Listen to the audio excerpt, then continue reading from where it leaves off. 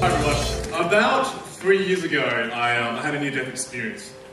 I sat my mum and dad down and I said, "Mum, Dad, I want to quit university." And at the time I was in final year and my soul was slowly withering away. You guys might have guessed I was studying accounting. Mum and Dad loved accounting. They couldn't wait to get me to a firm and me to do everybody's taxes because that would just make them so proud. But that wasn't what was right for me. But that's not when I thought I was going to die. I literally thought I was going to die when I said to Mum and Dad, I sat them down again and I said, "Mum, Dad, I also want to sell my house that I've worked so hard to buy so I could use the money to build an online business and teach magic." Right? And they're like, "What?" Life flashed before my eyes, okay? And I just remember, I'm being serious when I say this, 9 out of 10 Asian kids will not survive that conversation with their parents.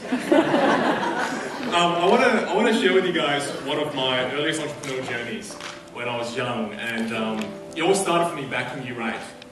And I was a pretty heavy kid. I was about 85 kilos, and as you could imagine, kids being kids, they paid me out a lot. And as a result of that, well, my love life sucked immensely. And, I really wanted to find love for some reason, and I went to Dad, and I sat Dad down and said, "Dad, can you help me? I really want to find a girlfriend." And Dad, in all his wisdom, looked at me and said, "Son, no money, no honey," right? And which literally means no money, no girls. He was joking, but I took it literally. And I thought, okay, well, the hunt is on. And at the time, it was early 2000, there was a website called eBay that was slowly emerging. And it wasn't very popular in schools because kids didn't have credit cards. And I thought to myself, aha, this was how I was going to make money. So I didn't have a credit card either, but I knew Mum and Dad had one. So I studied Mum and Dad's billing cycle viciously, and I realised there was a 30-day window of opportunity because they didn't use net banking foolish, okay? And I thought, okay, this is how I was going to do it. So I went to school first because I knew that if I could not sell these MP3 players I wanted to buy, I'd definitely die. So I took a precaution, went to school, took some pre-orders, okay? And when I had enough confidence, I remember that night, I sat down with a piece of paper with Mum and Dad's credit cards details written on there, and I was clicking through eBay, and I was changing quantity from 1 to 20, and I'd click checkout, type the details in, and boom. I just spent over $1,000 online with Mum and Dad's credit card. I felt like a rock star. I was so excited. But at the same time, this feeling of explosive diarrhea came in, and I was like, oh my God, I'm going to die.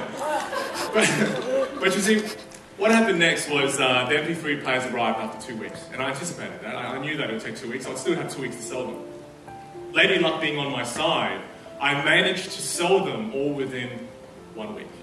So you could imagine a kid in early high school making over $1,000 in a week. I felt like a rock star again. Forgot that I had borrowed Mum and Dad's credit card. Almost told them on so many occasions. But as the end of the month drew closer, again that feeling of diarrhea came back. And the day arrived. Mum and Dad stormed into my room, okay? And their blank faces were like just dark as night. And I threw the money in front of them as if it was some kind of force field that was going to protect me. And classic Dad, right? Dad went from anger to, oh, maybe we should kill him after all. And then he had this grin on his face. And Mum also had a grin on her face. But the thing is, Mum was holding a fly swat, okay? And if Mum's holding a fly swat, well, it could only mean 2 things. 1, there were flies in the room. Or 2, well, Bruce Lee's about to kick my ass, okay? And let me tell you this, there were no flies in the room, and it was a very valuable lesson for me that night. But the reason why I tell you this is I want to share with you. Do you all remember when we were young, when we were children? We had guts of steel. We had nerves of steel. Nothing scared us. We rarely focused on the consequences. Rather, we focused on the win. We focused on what we loved. But as we grow older, we start to focus on the opposite and only focus on the consequences and rarely focus on the feeling of doing what we love. And as a result of that, we rarely ever take risks. And without great risk, there can be no great reward. And Dad always had this line he always used to say to me. It translates to roughly this. If you never risk going too far, you'll never discover how far you can actually go. And all my life, I've risked going too far. All my life.